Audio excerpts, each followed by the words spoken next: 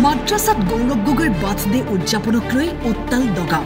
ইসলামক অপমান করা বন্ধ করাও, ইসলামিক ধর্মীয় অনুষ্ঠানক জন্মদিন পালন করা নচলিব। কংগ্রেসের ব্ল্যাকমেলিং রাজনীতি বন্ধ করাও। নুরুল হুদা হায় হায়। কোন যুক্তিত তেখেতে তাত মুছলমানক ব্ল্যাকমেলিং কৰি পেলাই মছজিদৰ ভিতৰত ৰাজনীতি কৰিছে। মছজিদৰ ভিতৰত ৰাজনীতি তেখেতে কৰাৰ কাৰণ কি উত্তৰ লাগিব। মছজিদৰ ভিতৰত ৰাজনীতি বন্ধ কৰক কংগ্ৰেছে। কংগ্ৰেছে আমাৰ প্ৰাণপ্ৰিয় মাদ্ৰাছাক তেওঁলোকে গ্ৰাস কৰিছে আৰু মাদ্ৰাছাখনক তেওঁলোকে অপসংস্কৃতি কৰিবলৈ বাধ্য কৰিছে। ইছলামৰ নামত ৰাজনীতি নকৰিবলৈ সকিয়নি। আমি এই দগাঁৱৰ পৰা পৰমাই বেদীৰ পৰা সকীয়াই দিছোঁ, এনেকৈ ইছলামক লৈ কোনো দলে যাতে আমাক ইছলাম ধৰ্মৰ অনুষ্ঠানক লৈ ৰাজনীতি নকৰে। যদি এনেকুৱা নেক্সট টাইম যদি এনেকুৱা ৰাজনৈতিক আমাৰ মছজিদ মাদ্ৰাছালৈ কোনো ৰাজনৈতিক দলে কৰে, আমি কিন্তু ইয়াৰ পৰা খেদি ইয়াৰ পৰা আঁতৰাই দিম। এইটো আমি সকীয়াই দিছোঁ। সংগ্ৰাম পৰিষদে বিভিন্ন দল দলগাঁৱৰ ৰাজপথলৈ ওলাই আহিল বহুলোক। মাদ্ৰাছাত গৌৰৱ গগৈৰ জন্মদিন পালনক লৈ উত্তাল প্ৰতিবাদ। যি সময়ত ইছলামত জন্মদিন পালন কৰাটো নিষিদ্ধ, তেনেস্থলত এক ধৰ্মীয় অনুষ্ঠানত ৰাজনৈতিক স্বাৰ্থ পূৰণৰ বাবে ব্যৱহাৰ কৰাটো কোনো কাৰণতে গ্ৰহণযোগ্য নহয় বুলি মন্তব্য প্ৰতিবাদকাৰীৰ।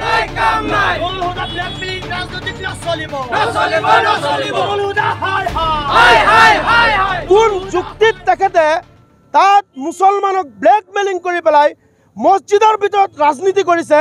মছজিদৰ ভিতৰত ৰাজনীতি তেখেতে কৰাৰ কাৰণ কি উত্তৰ লাগিব। মই যোৱাকালি এটা মোৰ ফেচবুক যোগে পোষ্ট কৰিছিলোঁ, মাদ্ৰাছাৰ কৰ্তৃপক্ষই যদি তেওঁলোকে যদি আমাক উত্তৰ নিদিয়ে, স্পষ্টীকৰণ নিদিয়ে, তেন্তে আমি সংবাদমেল পাতিবলৈ বাধ্য হ'ম। কিন্তু অতিকে দুখৰ কথা, মাদ্ৰাছাৰ কৰ্তৃপক্ষৰ ভিতৰত তেওঁলোকৰ ভিতৰত যে ৰাজনৈতিক ব্যক্তি সোমাই কংগ্ৰেছে আমাৰ প্ৰাণপ্ৰিয় মাদ্ৰাছাক তেওঁলোকে গ্ৰাস কৰিছে আৰু মাদ্ৰাছাখনক তেওঁলোকে অপসংস্কৃতি কৰিবলৈ বাধ্য কৰিছে। ইয়াক লৈ আমি অসম সংখ্যালঘু সংগ্ৰাম পৰিষদৰ লগতে বিভিন্ন দল সংগঠনে আমি একেমুখে আমি ধিক্কাৰ আৰু গৰিহণা জনাইছোঁ। সাংসদ গৌৰৱ গগৈ ডাঙৰীয়াৰ জন্মদিন পালন কৰিছে, তেওঁলোকে কৰক, আমি সমৰ্থন জনাম। কিন্তু মছজিদ মাদ্ৰাছাত কিয় জন্মদিন পালন কৰিব? ইয়াত ইছলামে সম্পূৰ্ণ নিষিদ্ধ কৰিছে।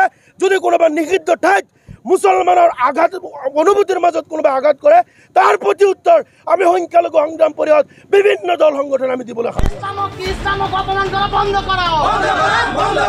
ইছলামিক ধৰ্মীয় অনুষ্ঠানক জন্মদিন পালন কৰা নচলিব। বিধায়ক নুৰুল হুদাই মাদ্ৰাছাক ৰাজনীতিৰ আখৰাথলী বনাবলৈ চেষ্টা কৰিছে।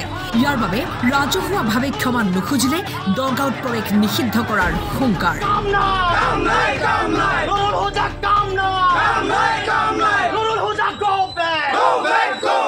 নুৰুল হুদাক আমি এই বৃহত্তৰ দগাঁও অঞ্চলৰ পৰা আমি সকীয়াই দিছোঁ।